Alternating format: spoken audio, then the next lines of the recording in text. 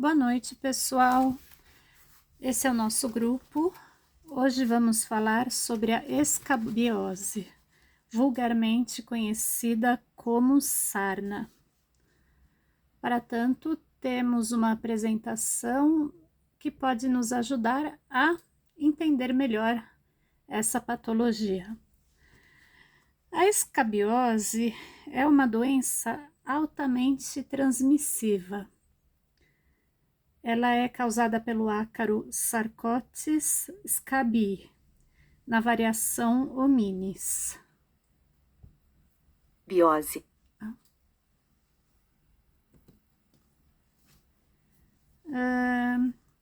Esse parasita é exclusivo do ser humano e se instala na camada superficial da pele. Essa é uma doença antiga e no passado ela era observada com uma lupa. O ácaro se parece muito com uma aranha e os dois pertencem à classe dos aracnídeos. A escabiose é uma ectoparasitose, pois ela acomete o ser humano fora do corpo, na superfície da pele. E essa infecção ocorre no mundo todo, afetando de 100 milhões a 200 milhões de pessoas. Uma atenção especial deve ser dada às creches, asilos e hospitais psiquiátricos, onde a infestação pode ser coletiva. As fêmeas dos ácaros escavam túneis na epiderme e lá elas colocam 2 a 4 ovos por dia. Em poucos dias os ovos eclodem e dão origem a larvas, ninfas e ácaros adultos. Os ácaros adultos se reproduzem na superfície da pele, o que aumenta a capacidade de transmissão para outras pessoas, porque a infestação ela se espalha rapidamente, o ciclo do ácaro é simples e ele consegue contaminar outras pessoas pelo contato direto ou pelas roupas, toalhas e roupas de cama.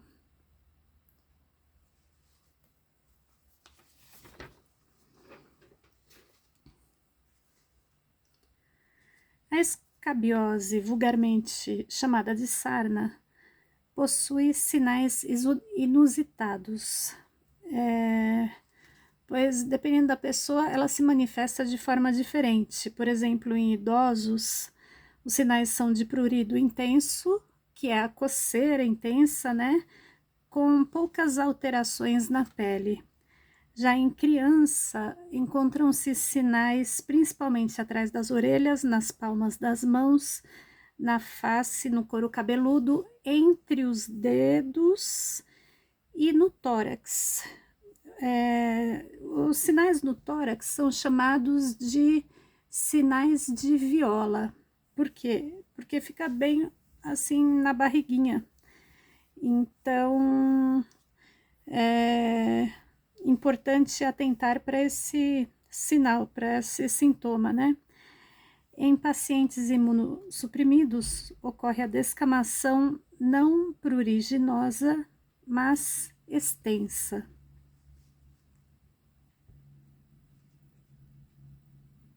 Mais extensa.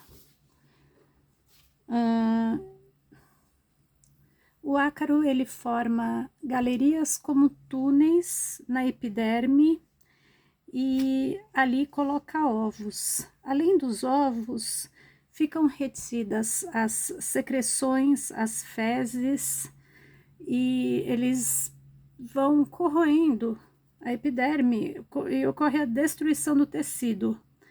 Isso causa irritação e o prurido característico.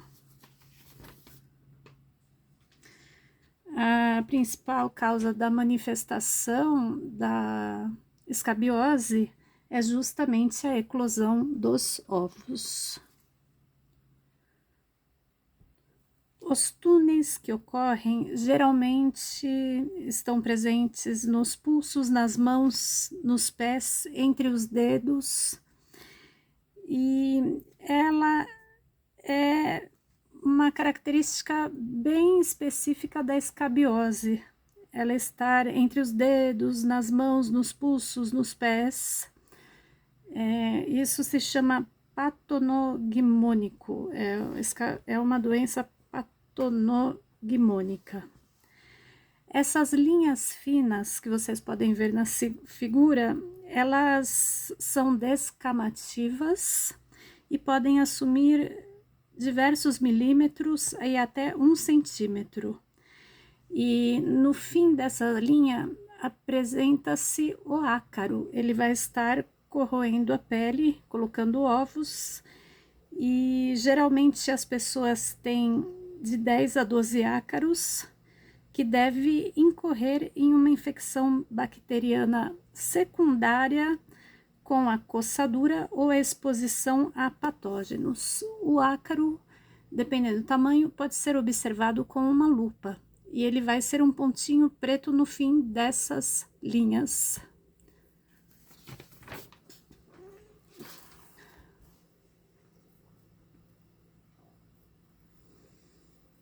A ação dos ácaros nos seres humanos ocorre com a toxicidade dos patógenos, pois ocorre uma picada na pele e ele deixa dejetos como ácaros mortos, cascas de ovos, e tudo isso causa reações alérgicas.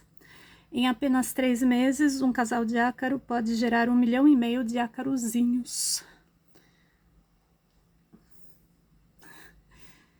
Como pode ser observado, um monte de ácarozinhos aí, né? Túneis, nódulos e descamação. Como vocês podem ver na figura, à direita abaixo a descamação, à direita acima nódulos, já mostrando provavelmente um eczema crônico, e à esquerda túneis com eritema. Considerando o tamanho dos ácaros, entre 0,25 e 0,75 milímetros, a agressividade deles, a velocidade reprodutiva, eles causam a infecção. E quando a reação imune aguda ocorre, nós temos a exudação de líquido e células para o meio infectado, provocando um edema. Posteriormente, ocorre a manifestação imunológica crônica com a produção de tecido fibroso na busca pelo encapsulamento do patógeno.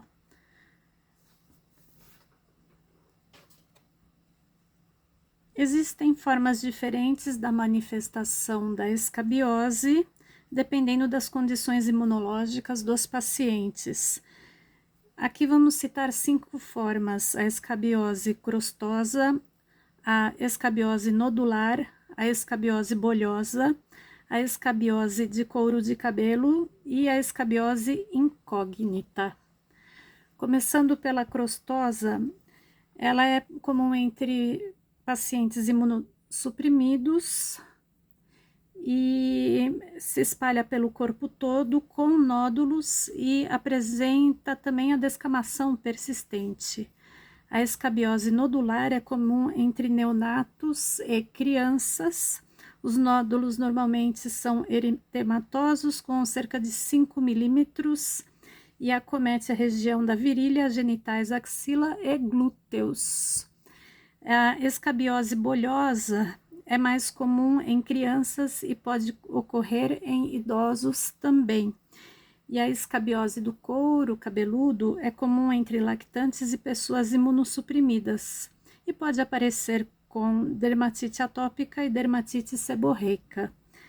A escabiose incógnita assemelha-se a um eczema e é comum entre pacientes que utilizam corticoide tópico.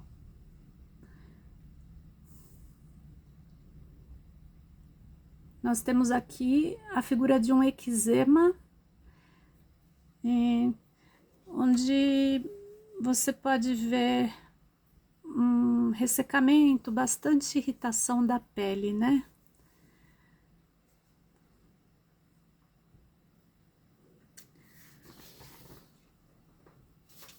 A persistência da patogenia pode acarretar em complicações com infecções secundárias por bactérias do gênero Staphylococcus e Streptococcus, quando manifesta furúnculo, foliculite e impetigo. Quando a condição não é adequadamente tratada, o parasita pode se multiplicar e complicar para a recuperação. Tratamento. Para crianças maiores e adultos, a sarna pode ser curada com a aplicação de um creme contendo permetrina e outro com escabicida. E deve ser tratado no corpo todo, do pescoço para baixo. E esse medicamento só pode ser lavado após 8 a 14 horas de ter sido passado, de 8 a 14 horas. Para bebês e crianças pequenas, a permetrina deve ser aplicada na cabeça, no pescoço e no corpo todo. Deve-se evitar a pele em volta dos olhos e da boca. As dobras cutâneas, as unhas das mãos, pés, umbigo devem ser tratados perfeitamente.